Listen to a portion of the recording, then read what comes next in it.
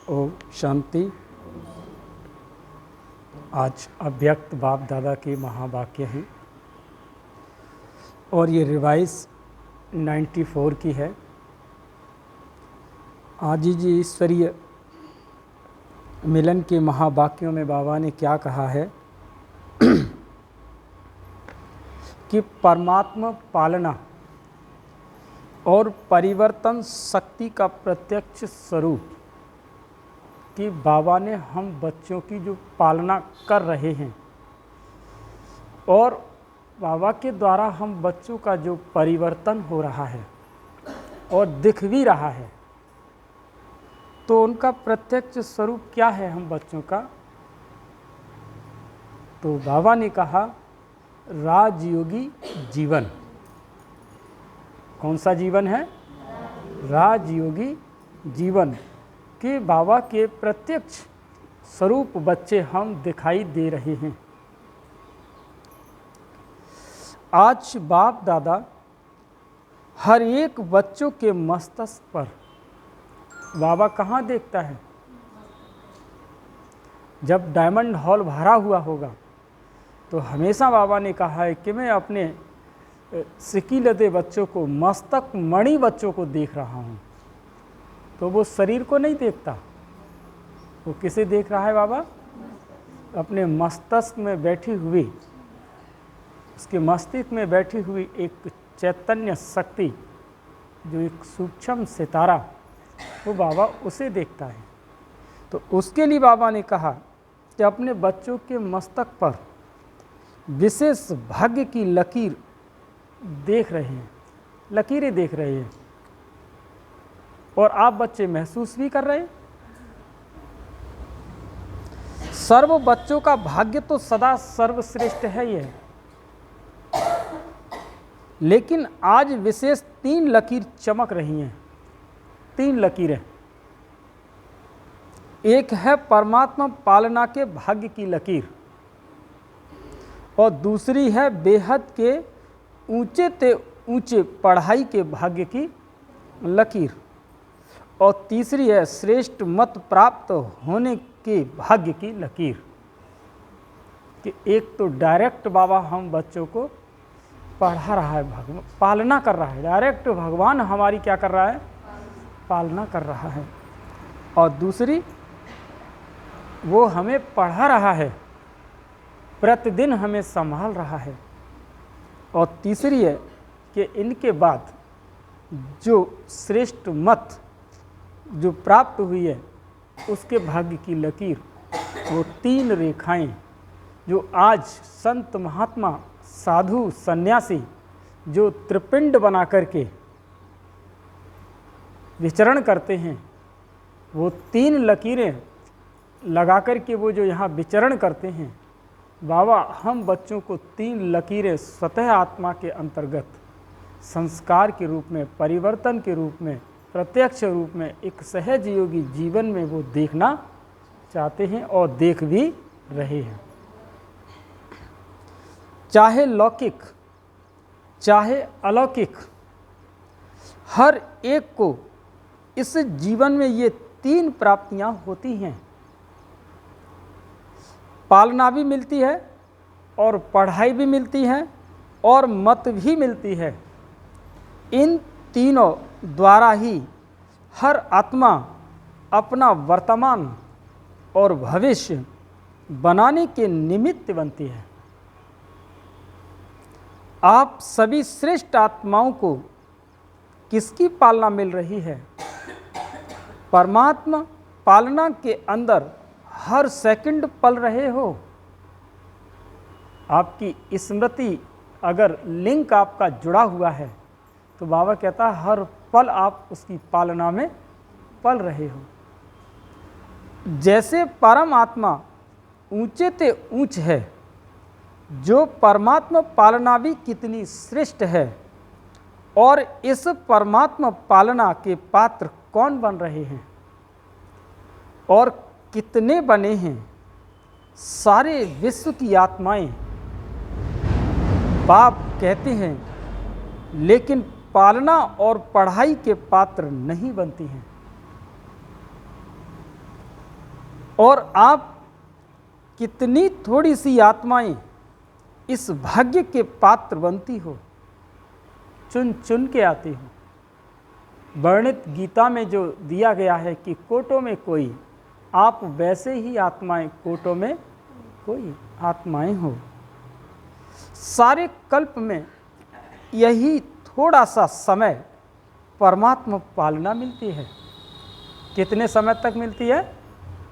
थोड़े समय, माना संगम के समय पर, और संगम युग का जो समय है वो 100 वर्ष का है। और आप अगर आज आपको ज्ञान मिला या 4 साल पहले ज्ञान मिला, अब आप अंदाज़ा लगा लीजिए कि संगम युग कितने वर्ष रहा।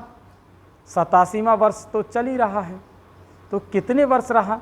13 वर्ष संगम युग शेष रहा। और आपको कब ज्ञान मिला? किसी को 4 साल पहले, किसी को 2 साल पहले, किसी को मिला भी नहीं है, किसी को 1 साल पहले मिला है। और फिर उसमें भी न जाने कितनी क्लासें मिस होती हैं, न जाने कितने क्या क्या समस्याएं सामने आती हैं। तब जाकर के हमारा टोटल निकलता है जाकर के कि हमारा पुरुषार्थ तो केवल इतना ही हो पाया। 10 साल ज्ञान में चले तो टोटल पता लगा कि हम 3 ही साल चल पाए हैं। तो 3 साल जैसा ही बाबा कहते हैं कि उतने ही भाग्य के पात्र हो आप।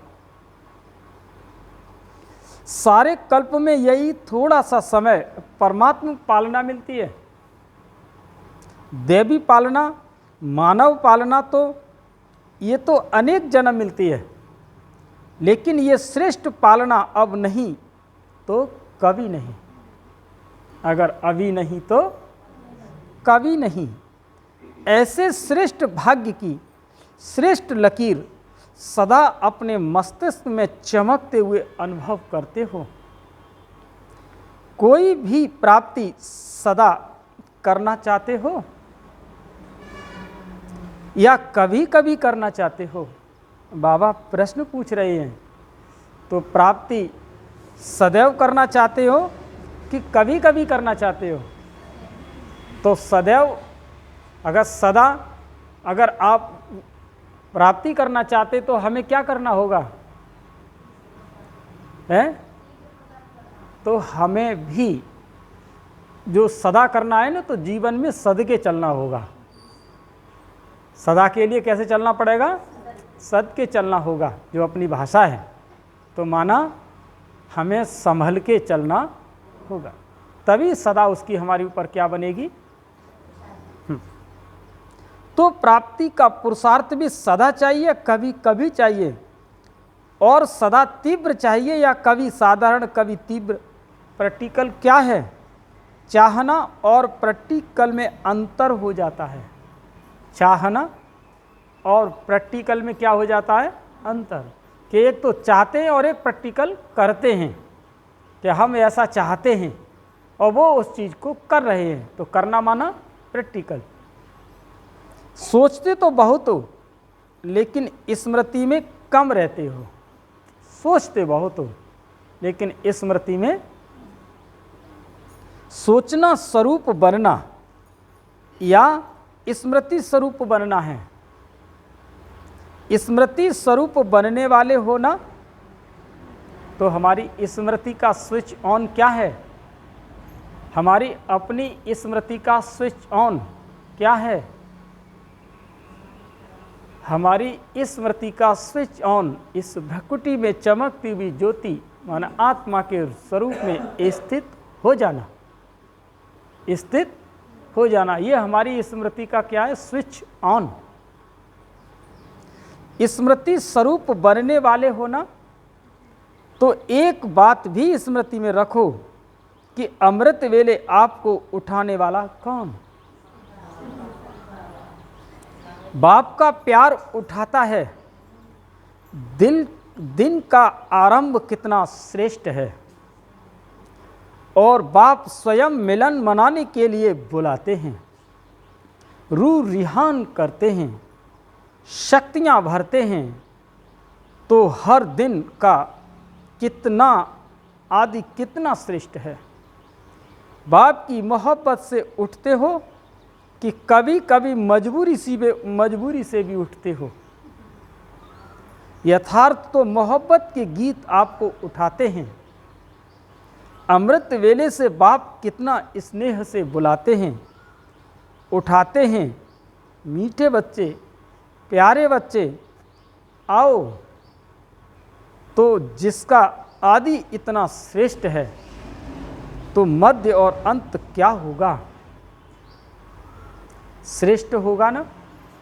जिसका आदि ही श्रेष्ठ है तो उसका आदि मध्य और अंत भी श्रेष्ठ ही होगा।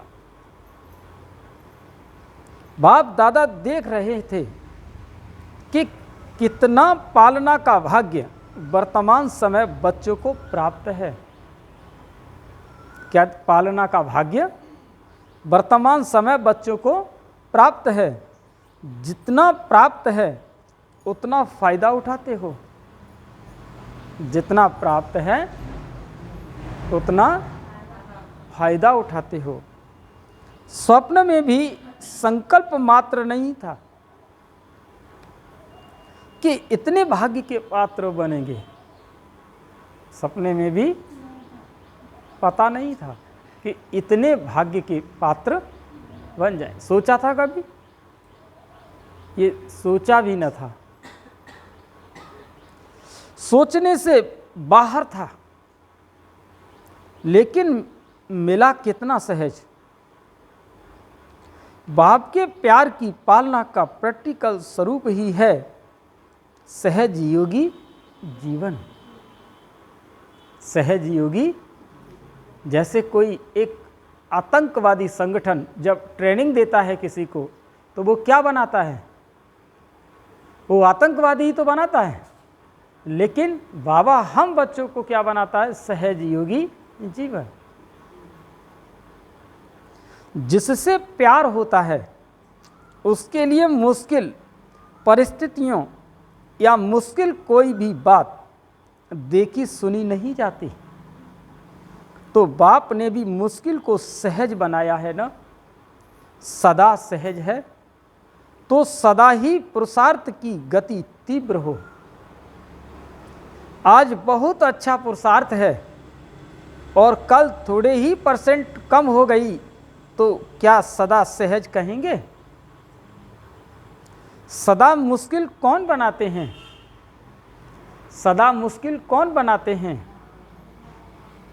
मुश्किल कौन बनाते हैं? हाँ, खो के मत बोलना कि खो जाओ तब बोलो। सदा मुश्किल कौन बनाते हैं? स्वयं ही बनाते हो। कैसे बनाते हो? स्वयं ही बनाते हो। कारण क्या? सोचने की तो आदत है, लेकिन स्मृति स्वरूप के संस्कार कभी इमर्ज रखते हो तो कभी मर्ज हो जाते हैं। कभी आ जाते हैं तो कभी निकल जाते हैं, मर्ज हो जाते हैं, कभी इमर्ज हो जाते हैं। क्योंकि स्मृति स्वरूप तो समर्थ स्वरूप है। अगर आपके साथ आपकी स्मृति है, कौन सी स्मृति है आपके साथ? आत्मिक स्मृति अगर आपके साथ है तो आप समर्थ हैं। क्योंकि आत्मिक स्मृति में पावर देने वाला सदैव आपके सामने रहेगा। आत्मा की स्मृति रहने पर जो सर्वशक्तिवान बाबा सदा आपके साथ तुरंत कनेक्ट हो जाएगा। क्योंकि उसका संबंध किसके साथ है? उसका संबंध आत्मा के साथ है। और तुम जब जब आत्मा की स्मृति में आओगे तब तब वो आपके पास आ जाएगा। सोचना यह समर्थी स्वरूप नहीं है। स्मृति समर्थी है। विस्मृति में क्यों आ जाते हो? आदत से मजबूर हो जाते हो। आदत से अगर मजबूत नहीं तो, अगर आप मजबूत नहीं हो तो मजबूर हो जाते हो।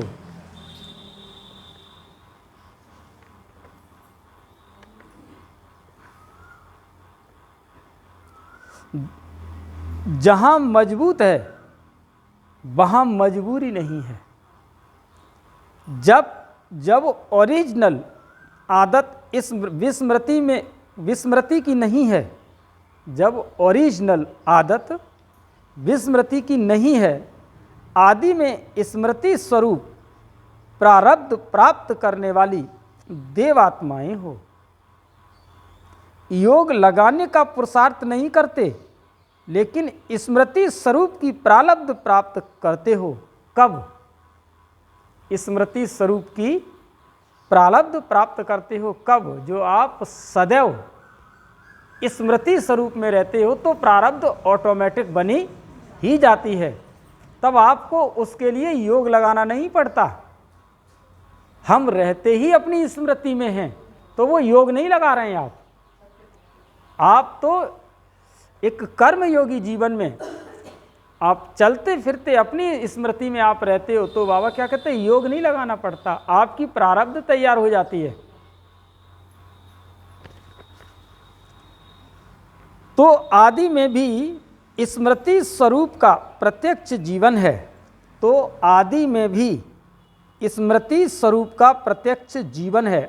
आदि माना सतयुगी दुनिया में जो आपकी पोशाक है, जो आपकी ड्रेस है, जो आपका जीवन है, वो कौन है? वो आपका क्या है? वो प्रत्यक्ष जीवन है स्मृति स्वरूप का। तभी तो आप बाबा ने लक्ष्य पर आप पहुंचेंगे। अरे सतयुग में आप कौन होंगे? लक्ष्मी और नारायण होंगे। तो लक्ष्मी नारायण जो है वो आपका स्मृति स्वरूप जीवन प्रारब्ध वाला है, जो आपने उसको क्या कर लिया है? प्रारब्ध को प्राप्त कर लिया है। और अनादि आत्मा जब आप परम धाम से आई तो आप विशेष आत्माओं के संस्कार स्वतः ही स्मृति स्वरूप हैं, और अंत में संगम पर भी स्मृति स्वरूप बनते हो। तो अनादि, आदि और अंत तीनों ही काल स्मृति स्वरूप हैं। विस्मृति तो बीच में आई, विस्मृति माने याद भूल गए, वो बीच में आई। तो आदि और अनादि स्वरूप सहज होना चाहिए। आदि और अनादि। आदि स्वरूप कैसा है तुम्हारा? देवी और देवताओं का रूप। और अनादि रूप कैसा है आपका? अनादि रूप क्या है आपका? भ्रकुटी में चमकता हुआ क्या था? एक सितारा। वो आपका अनादि रूप है, जिसमें आप चमकते हुए एक सितारा थे। आपका शरीर नहीं था। आप परम धाम में कैसे थे? एक चमकते हुए एक सितारे थे। वो आपका अनादि रूप था। और जब आप सतयुग में आए तो आप एक देवी और देवता का रूप था, तो आपका ये आदि रूप था।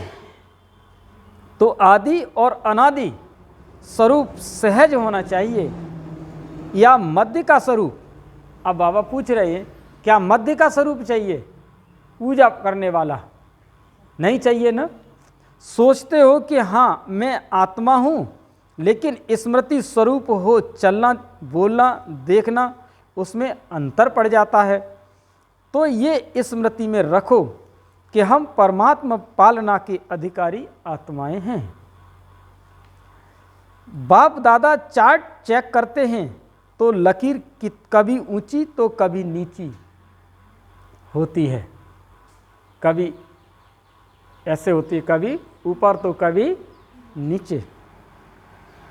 कभी कोई दाग होता है, कभी जीवन के कारण में कोई दाग नहीं भी होता है, और कोई समय दाग ही दाग, एक पीछे दूसरा, दूसरे के पीछे तीसरा दाग ही नजर आते हैं।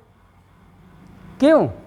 एक तो गलती हो जाती है, लेकिन गलती होने के बाद भी उसी गलती को सोचते रहते हो। क्यों, क्या, कैसे, ऐसे नहीं वैसे, कई रूप से बात को छोड़ते नहीं हो। बात आपको छोड़कर चली जाती है, लेकिन आप बात को नहीं छोड़ते हो। और बात भी सही है, तुम कहते हो वो तो निकल गई, वो आपको छोड़ के चली गई, लेकिन आप उसके पीछे पड़े रहते, उसको पकड़ के रखते हो।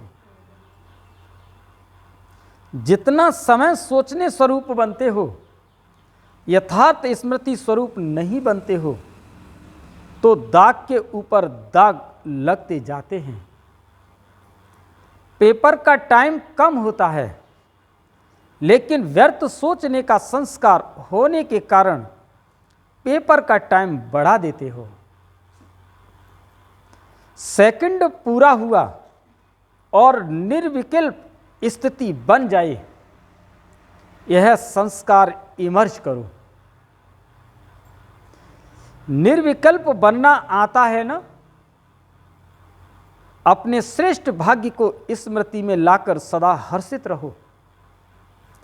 अपने परमात्मा पालना को सदा बार बार स्मृति में लाओ। सुनना भी आता है, सोचना भी आता है, लेकिन फर्क क्या पड़ जाता है?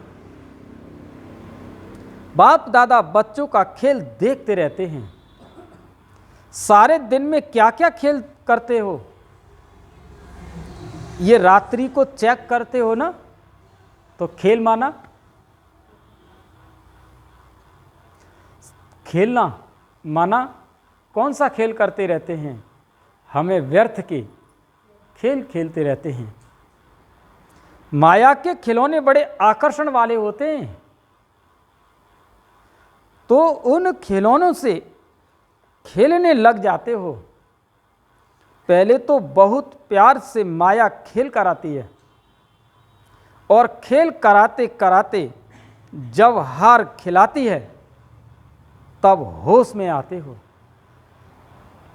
मेजॉरिटी में एक विशेष शक्ति की कमी रह जाती है। कभी बहुत अच्छे चलते हो, तो कभी चलते हो, कभी उड़ते हो, आगे बढ़ते हो, लेकिन फिर नीचे क्यों आ जाते हो? इसका विशेष कारण क्या? इसका विशेष कारण है कि परिवर्तन शक्ति की कमजोरी है। क्या है? परिवर्तन शक्ति की कमजोरी है। समझते भी हो कि ये यथार्थ नहीं है, लेकिन परिवर्तन होने की कमी हो जाती है। ब्राह्मण जीवन में परिवर्तन में आ गए। अब कोई कहेंगे कि मैं ब्राह्मण नहीं हूं। सभी अपने को बी के लिखते हो ना? सभी अपने को क्या लिखते हो? बी के लिखते हो, और हम ब्राह्मण हैं, ये समझते हो ना? ब्राह्मण जीवन में जो परीक्षाएं आती हैं, उसमें परिवर्तन करने की शक्ति आवश्यक होती है। जब व्यर्थ संकल्प चलते हैं, जब व्यर्थ संकल्प चलते हैं, तो समझते हो कि ये व्यर्थ है। लेकिन व्यर्थ संकल्पों का बहाव इतना तेज होता है, जो अपनी तरफ खींचता जाता है, अपनी तरफ खींचता जाता है। जैसे नदी का व सागर का बहुत फोर्स होता है।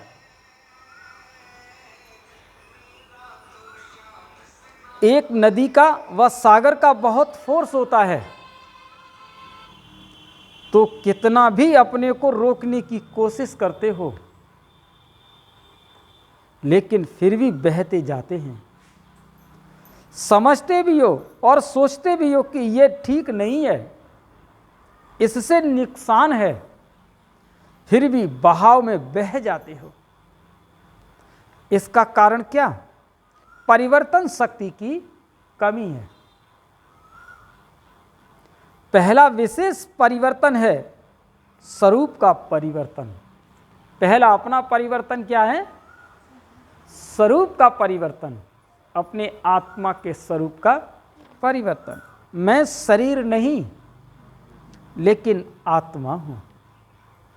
यह स्वरूप का परिवर्तन है। क्या? मैं आत्मा हूं। यह आदि परिवर्तन है। इसमें भी चेक करो। तो जब देहवान का फोर्स होता है तो आत्म अभिमानी के स्वरूप में टिक सकते हो या बह जाते हो। अगर सेकंड में परिवर्तन शक्ति काम में आ जाए तो समय संकल्प कितने बच जाते हैं। बेस्ट से बेस्ट में जमा हो जाते हो। पहली परिवर्तन शक्ति है कि स्वरूप का परिवर्तन और स्वभाव का परिवर्तन। पुराना स्वभाव पुरुषार्थी जीवन में धोखा देता है। समझते भी हो कि यह मेरा स्वभाव यथार्थ नहीं है और यह स्वभाव समय प्रति समय धोखा भी देता है, यह भी समझते हो, लेकिन फिर भी स्वभाव के बस हो जाते हो। फिर अपने बचाव के लिए कहते हो कि मेरा भाव नहीं था, मेरा स्वभाव ऐसा है, मैं चाहता या चाहती नहीं हूं, लेकिन मेरा स्वभाव है। ब्राह्मण बन गए तो जन्म बदल गया, संबंध बदल गया, माँ बाप बदल गए, परिवार बदल गया, लेकिन स्वभाव नहीं बदला। देख लीजिए, संस्कार आत्मा के साथ जो गए वो संस्कार नहीं बदले, लेकिन परिवार बदल गया, बाप बदल गए, संसार बदल गया, जगह बदल गई, मकान बदल गया, लेकिन बदला क्या नहीं? संस्कार नहीं बदला। और बाबा उसी की पढ़ाई के लिए बाबा इतना पूरा परिश्रम कराता है, मेहनत कराता है। तीसरा, संकल्प का परिवर्तन। सेकंड में व्यर्थ को समर्थ में परिवर्तन करो। कई समझते हैं बस आधा घंटे का तूफान था, आधा घंटा 15 मिनट चला, लेकिन आधा घंटा व 15 मिनट की कमजोरी संस्कार बना देती है ना। जैसे शरीर में अगर कोई बार बार कमजोर होता रहे तो सदा के लिए कमजोर बन जाते हैं। कोई 15 मिनट कोई कम नहीं, संगम युग का एक एक सेकंड वर्षों के समान है। किसका? संगम युग का। तो ऐसे अलवेले नहीं बनो। बल थोड़ा भी चला, लेकिन गवाया कितना। जब कदम में पदम कहते हो तो 15 मिनट में कितने कदम उठेंगे और कितने पदम गवाएंगे। जमा में तो हिसाब अच्छा रखते हो कि कदम में पदम जमा हो गया, लेकिन गवाने का भी तो हिसाब रखो। तो न चाहते हुए भी संस्कार खींचते हैं। जो भी बात बार बार होती वो संस्कार रूप में भर जाती है। तो संकल्प परिवर्तन करो। सिर्फ सोचते नहीं रहो, करना नहीं चाहिए, हो गया क्या करूं, नहीं, सोचो और करके दिखाओ। कहते भी हो कि बिंदी बीती को बिंदी लगाओ, एक दो को ज्ञान देते हो ना। कोई आकर बात करेंगे तो कहेंगे ठीक है बिंदी लगा दो, लेकिन स्वयं बिंदी लगाते हो। और बिंदी लगाने के लिए कौन सी शक्ति चाहिए? परिवर्तन शक्ति। परिवर्तन शक्ति वाला सदा ही निर्मल और निर्माण रहता है। जैसे पहले भी बाप दादा ने सुनाया है कि मोल्ड होने वाला ही रियल गोल्ड है। जो समय और परिस्थितियों को देखते हुए अपने जीवन को मोल्ड कर लेता है, मोड़ लेता है, वही रियल गोल्ड, वही सच्चा सोना बन जाता है। रियल गोल्ड की निशानी है कि वो मोल्ड हो जाएगा। क्या हो जाएगा? मोल्ड हो जाएगा।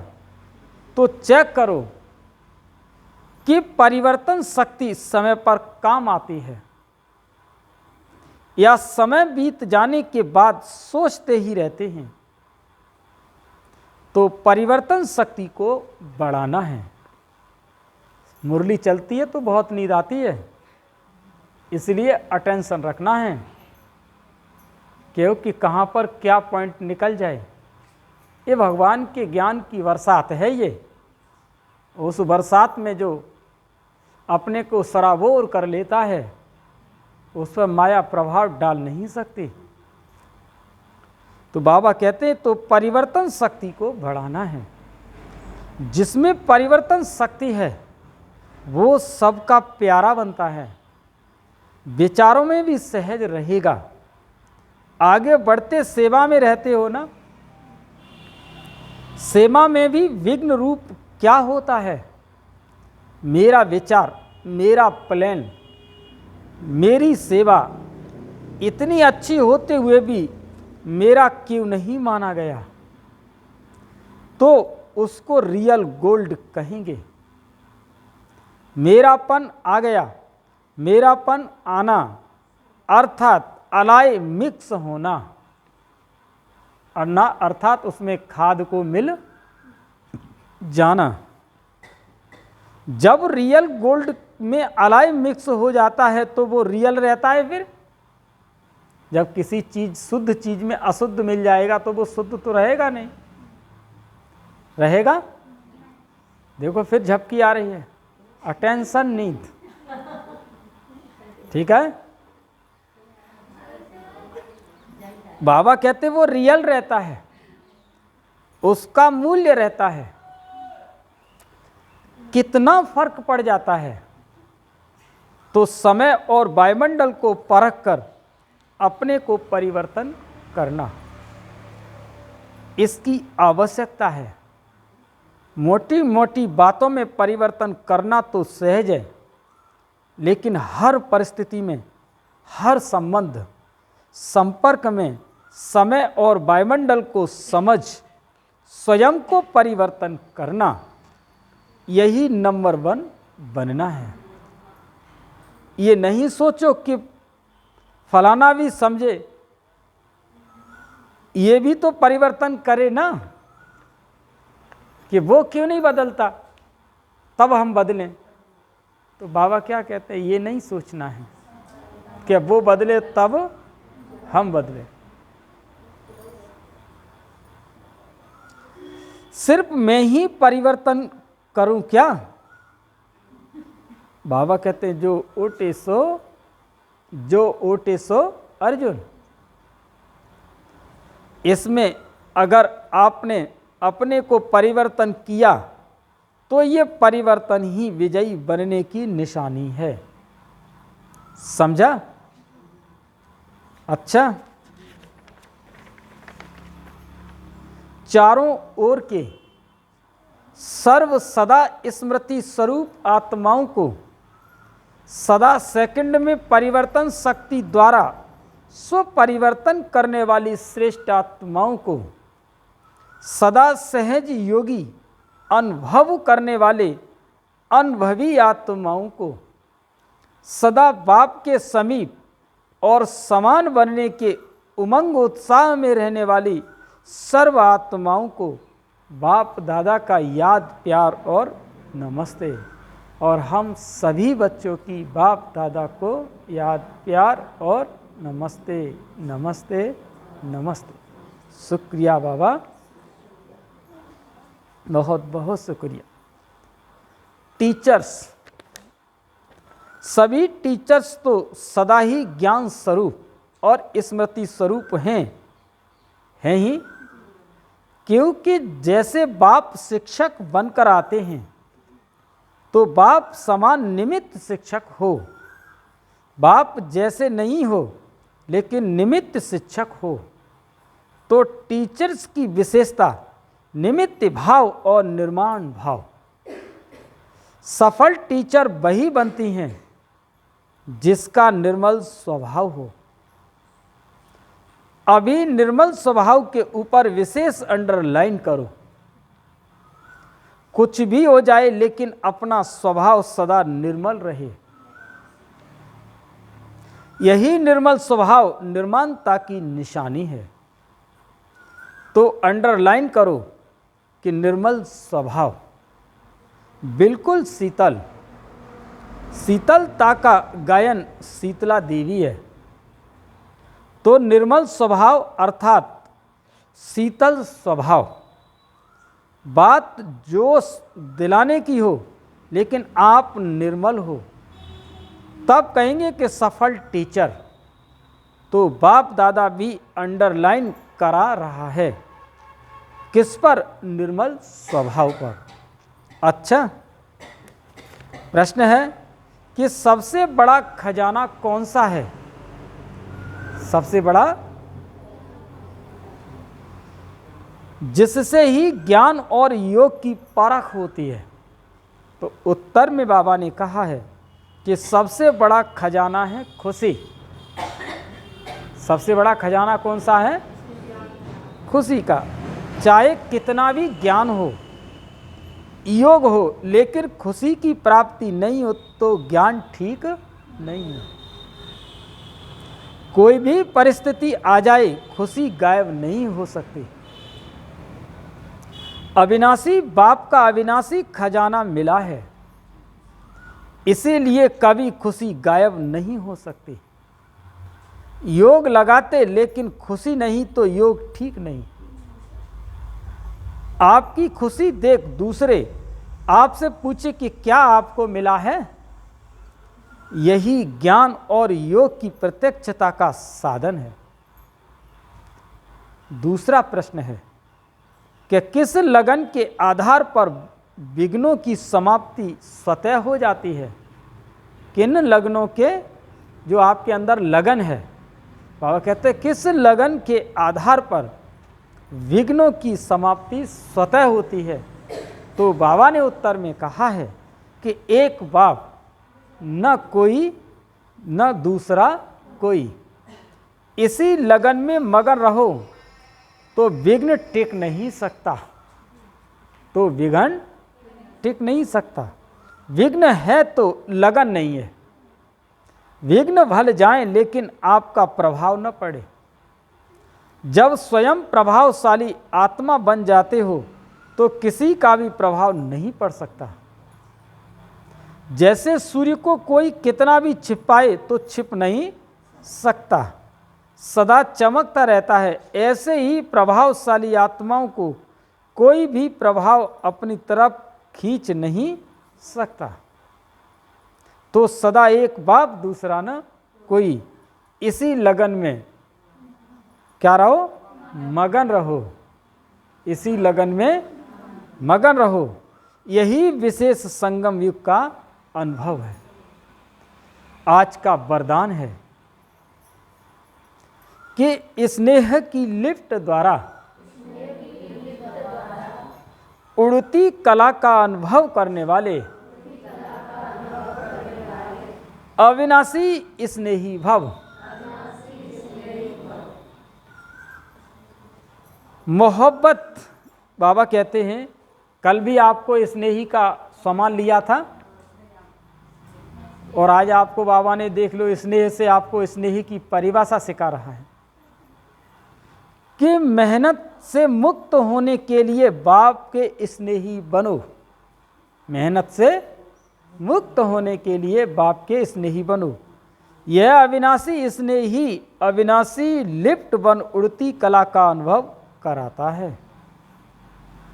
लेकिन यदि स्नेह में अलबेलापन है तो बाप से करंट नहीं मिलती और लिफ्ट काम नहीं करती। जैसे लाइट बंद होने से, कनेक्शन खत्म होने से लिफ्ट द्वारा सुख की अनुभूति नहीं कर सकते, ऐसे स्नेह कम तो मेहनत का अनुभव होता है। इसीलिए अविनाशी स्नेही बनो। और आज का स्लोगन है कि शुभ संकल्प और दिव्य बुद्धि के यंत्र द्वारा, बाबा क्या कहते हैं, शुभ संकल्प और दिव्य बुद्धि के यंत्र द्वारा इस तीव्र गति की उड़ान भरते रहो। शुभ संकल्प और दिव्य बुद्धि के यंत्र द्वारा तीव्र गति की उड़ान भरते रहो। अच्छा, ओम शांति।